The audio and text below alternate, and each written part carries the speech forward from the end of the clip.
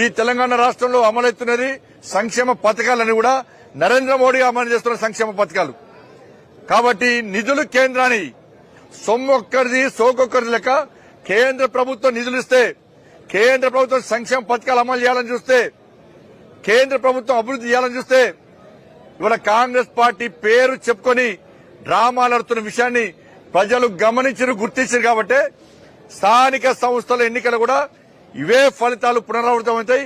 Bharatiya Janata party కార్యకర్తలు ward member నుంచి ZP chairman వరకు, ఇలా కౌన్సిలర్ నుంచి చైర్మన్ వరకు, కార్పొరేటర్ నుంచి మేయర్ వరకు, ఎంపీపీలు కానీ ఎంపీ కానీ వార్డు మెంబర్ అన్ని కూడా ఇలా భారతీయ జనతా పార్టీ అభ్యర్థులను గెలిపించడానికి ప్రజలు సిద్ధంగా ఉన్నారు. ఈ రెండు ఎన్నికలు మా లోపల ఒక విశ్వాసం నెలకొల్పినాయి, ఒక భరోసా కల్పించింది. వట్టి గెలవలేనా మేము, ప్రజలు మాకు నమ్మకంతో ఓటేశారు. ఇన్ని దెబ్బలు తిన్నామన్నా ఇలా ఓట్లేసే ముందు మేము విజ్ఞప్తి చేస్తాం, మీరు ఓటేసే ముందు జై శ్రీరామ్ అని చెప్పి ఇలా ముద్ర ఏంటి అని చెప్పి అన్నాం. ఏ శ్రీ వాళ్ళ